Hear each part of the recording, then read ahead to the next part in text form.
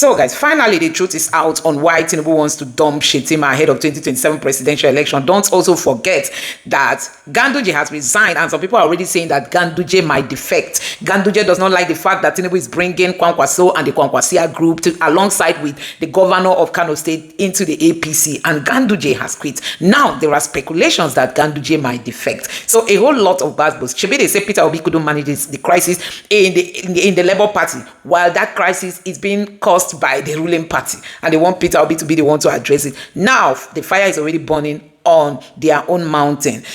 Before we get into that video, take a look at this headline. This is Edo State governor promising Tinubu 2.5 million votes when they don't even have up to 1 million votes, registered voters in Edo State. Nigerians, what APC cannot do in this country does not exist. Now this headline says 2027 Edo governor pledges 2.5 million votes for Tinubu. Edo does not even have up to this number when it comes to registered voters. Where is he planning to get all these votes for Tinubu? And let's take a look at some of the reactions. Small reactions will be coming towards the end of this video. This person is a person will win election with just 291,000 votes. Now he won't give another person 2.5 million. How many people they do states? This is what this person is saying, that the Edo State does not even have that number of registered voters, but that's what he's planning to give. And this other person said, Nigerian politicians just talk irresponsibly. Since 1999 till date, no presidential candidate has got up to 1 million votes in Edo State. But this one wants to give Tinubu 2.5 million votes. The talk is even more silly when you consider the fact that the same man got 37k votes the last time. In the last election, he got 37,000 votes, and he wants to give 2.5 million. This person said this Mumu governor is the worst that has happened. He said this Mumu governor is the worst among their colleagues in Edo State. Edo people need to do everything possible to make sure he remains a one-term governor. That is coming from another person. This person said 2.5 million votes coming from someone who didn't even score up to 280,000 votes in his own election. The level of sycophancy in Nigerian politics is so alarming. You see. And this other person said, China's television is so sad when news media like yours keep spreading misinformation. In the last election in Edo State, Tinubu had just 37k votes, while the total valid votes were 272,000 votes. So how did you come up with 2.5 million votes for Tinubu in 2027? Shame on you. Anyway, this was not our Channels Television that said it. This was a statement made by, Edo State governor. And Channels Television has just helped to put it out there so that people will see what Edo State governor is saying. So they don't even have up to 1 million registered votes. So, and he's promising Tinubu 2.5 million. So guys, the rigging is already being planned, and you can see every governor is mandated to tell Tinubu how many votes you are going to fabricate and give to INEC, because they control elections in the state level. The state electoral head is going to be controlled by the governor, the police, and the armies that are going to be deployed. Anyway, back to the headline. Shettima is going to be dumped, like the speculation is saying. Ganduje has left the APC. He might defect, like there are already speculations. I'm just going to allow you to take a look at the conversation around Tinubu dumping, Shettima, and also Ganduje leaving the APC. Take your time, watch this video, drop your thoughts in the comment section below. Now take a look. President want to change his vice. I mean, you look at the vice president, Shettima. You could, to a large extent, say he has been very, very loyal and faithful, has discharged his responsibilities, his duties, with every form of loyalty you could ask of a politician. He's not given the president any problem at all. So why would this idea of changing him even come up in the first place? Again, this is speculation at this point. We cannot in good conscience say that's going to happen. True. But if you look at the antecedent of Mr. President, he has a penchant for changing his deputies. Do you know he had in 8 years, I think he had 3 or 4 deputies in 8 years as Lagos State Governor. Femi Pedro, Mrs. Kofoorola, Bukno Akerele, there was the AC party chairman that was also there, about 4 or 3. So he has that penchant not to share his office, which is why even under this presidency, he has made it clear that it's not Tinubu Shettima presidency, but Tinubu's presidency. How has he made it that way? Because I mean, Shettima has been doing very well. He's been quite visible. Has been representing the president at functions. He's been attending functions himself. Has been traveling. So what exactly then could be the issue? Is this just for political reasons? Have you seen the wait, Deji? you are a political juggernaut in the area of journalism. Have you ever seen the president handing over to Shettima, even for one day? Well, I'm not even aware. All the presidents have done the same thing. Of course, that's the point. Which of course. No. Yes. No. Under Buhari presidency in his first tenure, he actually ceded power to Shiba. Of course, he did, but we also know what happened after then. I mean, so what I'm telling you is that no matter how long Tinubu is out of the country, he never allowed Shettima to be acting president. But let's leave the issue of loyalty. It's not so much at this point. This is a midterm period. We do not know what will happen in the next 2 years. But I think people have also pointed to the kind of what Professor Zulu, Babagana Zulu, has done with the lambasting of Nigerian military over the handling of Boko Haram. The rebounding of Boko Haram, that he didn't actually. You think when Zulum, I noticed Zulum do that as well, and you think Zulum was just like acting the vice president's script? Because at some point too, I was surprised at Zulum's position, given that look, his political godfather is the vice president of the country, and so you would expect that he ought to be circumspect in some of the things he comes out to say. Exactly. What people thought was that he has access to the president. And what he could have done is to seek audience with the president, to have a tete-a-tete with him, and not to openly embarrass the Nigerian military. To the point that there was even an exchange, very hot exchange between Zulum and the Minister of Information and National Orientation. And then, there is also the issue about where the vote is for 2027. My brother, Dr. Amisu Abdurrahman, mentioned the issue of exchanging Shettima for Ganduje. It's with 110 political associations seeking registration, and with the gathering of the northern leaders against Tinubu presidency, the fact that the CPC bloc in APC has expressed dissatisfaction with what they have been able to get out of Bola Tinubu's presidency, the fact that the Muslim ticket doesn't seem to have given the North so much largesse that they expected, the president have to weigh his options. While Bonu is a given for him, he will win. But don't forget that in the Northeast, APC only had 3 states out of 6. Bauchi, Taraba, and Adamawa are under PDP. And the president has not been able to woo successfully any of these 3 governors in the Northeast to join APC. But he has been able to get governors in the South. And what the president may be looking at right now is a counter move to a possible registration of ADA, where people like Atiku Abubakar, El Rufai, and some northern power brokers seems to have sympathy for. So if he is able to trade off Ganduje for Kwakwanso with the vote of Kanu and the vote of Kaduna, and the fact that the Kebbi is already, even the power brokers in Kebbi has joined APC. The governor, and I foresee a situation where the Zamfara governor may also join APC. So the president may actually be looking at appeasing the Northwest with a vice presidential slot. It may not necessarily be Kwakwanso, let's just pause it there. Even though personally, if you ask me, I don't see Ganduje replacing Shettima. I don't even see Ganduje picking up the vice presidential ticket. But no, not Ganduje. I'm talking of Kwakwanso, not Ganduje. Kwakwanso is the person I'm talking about. I see. But let me come to you, Dr. Hamisu. What's your own take in all of this? I mean, why do you want to fix what is not broken, so to speak? I mean, because the vice president hasn't done badly.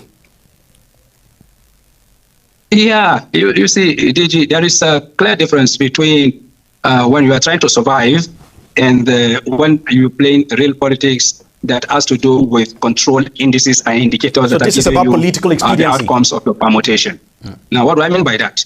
Mr. President is running against different tides. Part of the tides is running against is the fact that they did not feel shortchanged, and they not felt that the bulk of his presidency and the fight to enthrone his presidency rested on their back, and that at the decisive moment that they needed him most, he betrayed them by giving appointment to those that never worked for his success in the first place. And the alignment is real. People ridicule it. People thought it is not real. I think what the strategists of Mr. President don't want to see is the coming together of the trio, El Rufai, Konkoso, Atiku, and others like them that flouted this issue of coalition building. So the strategy, from what I am familiar with, is to convince Konkoso to come back to APC, so that, in winning of elections in Nigeria, in terms of the states with the largest votes, you talk about Lagos, Kanu, Port Harcourt. Now, once these three are secured, they have the largest voting population in terms of state-by-state analysis. When you talk about the regions that have the highest voting population, you talk about the Northwest, then Southwest second. Now, when you look at it from that perspective, I think the Southeast is last on the list, followed by followed by Northeast. Northeast is fifth in terms of voting population. Yeah, that's right. And what the strategies of Mr. President are trying to do is to ensure that Konkoso don't join the coalition, is brought on board. And then for the fact that Konkoso has been minister, he has been governor, so what would you possibly offer him, if not the vice presidential position? If it were to be a normal political situation, your argument, Deji, will hold water. Because, as you said, one of the key things that people look out for in politics will be, 1, loyalty, 2, capacity to do your job, 3, being able to protect the interest of your principal. In all of these 3 qualities, he possesses it. And I think it is still the same quality that drove Governor Zulum to do what he did, because they will see it as a betrayal. But Mr. President is pursuing his political ambition, is pursuing his political interest, and as Machiavelli rightly told us, which is one of the things that we practice and our elites do practice it, the end justify the means. And the West told us that there is no permanent interest, only there is no permanent friends, but what? Permanent interest. So in Nigerian politics, it is mostly about permanent interest, and that is exactly what is playing out. So the interest of Shettima can be jettisoned, it can be sacrificed at the altar of the survival of Mr. President. After all, when a ship is sinking and the only hope is to protect the captain, I think everything should be done to protect the captain. I think that is what Mr. President's strategists are trying to do, irrespective of the consequences that we follow. They are aware that the people of the Northeast will fight back. And one of the things that people don't know in Nigeria is there is always a political rivalry between the Northwest and the Northeast, historically, in terms of politics, issues around religion, issues around culture, and so on and so forth. So it is as it is. The president needed to fight back, and he's fighting back, and he feels that he can throw Shettima under the bus.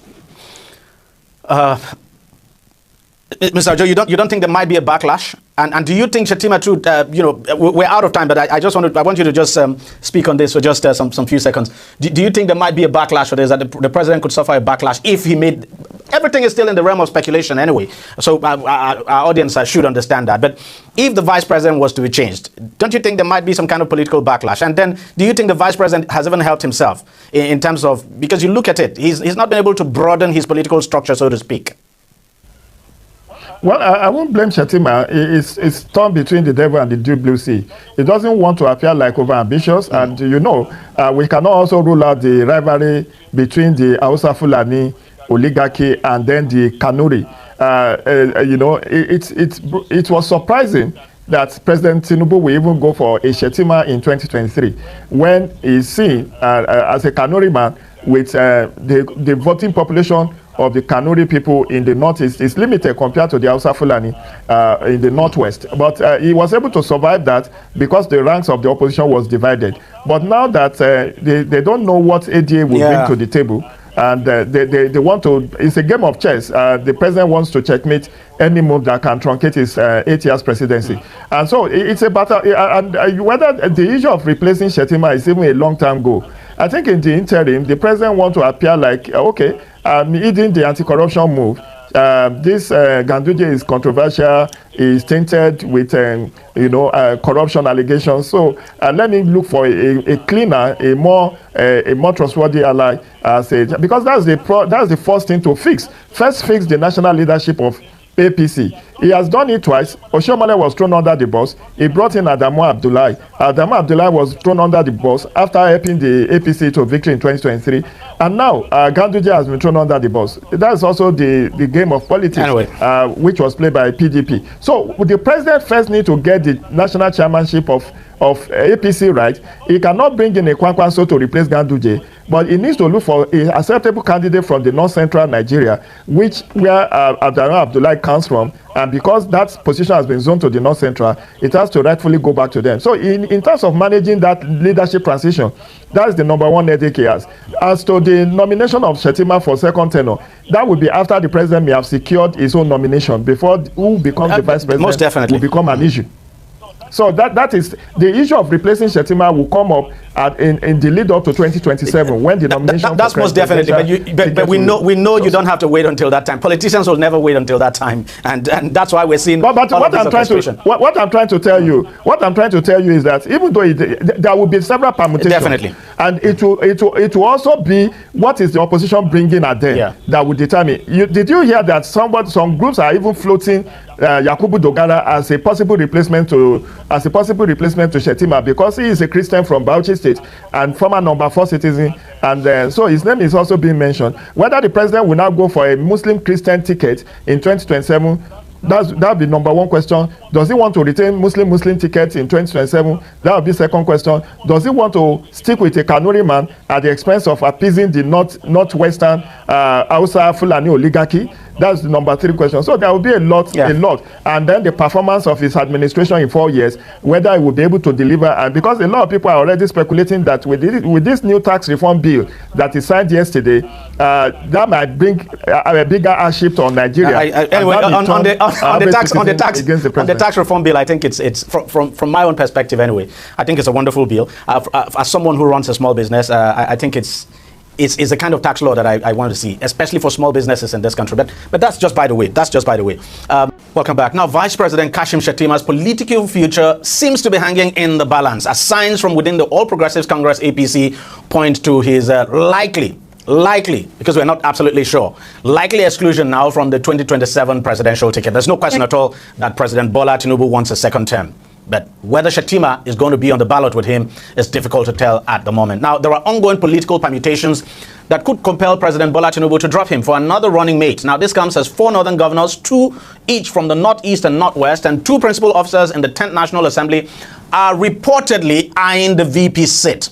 Now, reportedly, nothing here is confirmed. But if you've been following the politics and the APC and the intrigues we've seen, especially that big fight in the Northeast APC gathering recently, then you would understand that, there just might be no smoke without fire. Now, so guys, finally, an actor, a Yoruba actor, has come out to raise alarm that they were promised 1.5 million naira each to support Tinubu in the last presidential election. And he said since after that support, they did not pay them their wage. So guys, many reactions have been coming from Nigerians. Let me read it the way this person tweeted. He said, MC Omolu promised us 1.5 million each for Tinubu's campaign, but paid nothing. Actor, Lalude. So waiting concern us. This person is saying, why is he raising the alarm now? What is our own concern? What's our own concern? Let's take a look at some of the reactions Nigerians have been reacting. Honestly, it's really so sad that an old man like this, sold his votes, and now he's raising an alarm that he was not given the wage he was promised. And this person said, I guess you can buy anybody in Southwest.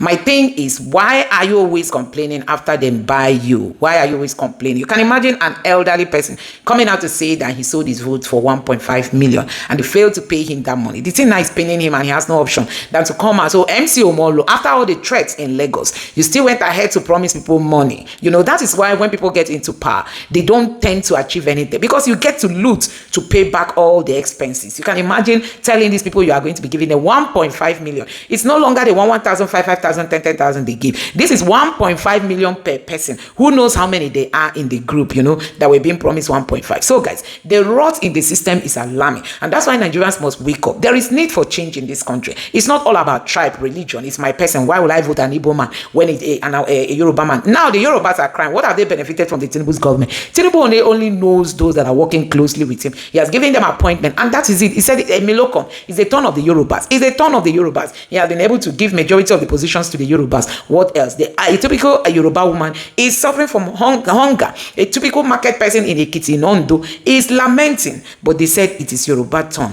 Anyway, that's why Nigerians are lamenting that why are they bringing this topic up now when they collected money for the fact that they were not paid. It's nobody's problem. This person said they seem not to understand the business of buying and selling. Once you agree and sell your votes, you will no longer have the ability, the right, the power to complain. if you don't get paid, and that is just it. Once they are able to collect your vote during the election, whether you get the money, even if you got the money, 1,000, 5,000, 10,000, how long are you going to eat it? The people will never mind you again till the election. In short, till that person leaves office, there will be no time they are going to take note of you and say, okay, this person will sold this and vote. It's just that money, and once you finish eating it, you will not get it again. So guys, I don't know what you make of this. Let me know your thoughts in the comment section below. People coming to cry foul that they were not given the money they were promised during Tinubu's campaign, and that's tell you that this is the pattern of the APC. They don't know any other thing if not rigging. They're never canvassing for democracy. They don't want Nigeria to move forward. They just want to grab power. They don't know how to manage. How Buhari took power, and at the end, people said he took Nigeria 100 years backward. Tinubu now has come in. What can he do? He cannot do anything because his hands are crippled. All those invited to support him, he has to settle them. And any person you don't settle now is going to dump you. And don't forget that people have said that for the fact that Tinubu is winning governors over to himself, the people are not equally defecting with him. So Tinubu, in one way or the other, is the one losing. We are going to see how all this is going to play out as Peter Obi continues to win and gain organic love and momentum. Let me know your thoughts in the comment section below. Please don't forget to subscribe to the channel and turn on the notification bell. Thank you.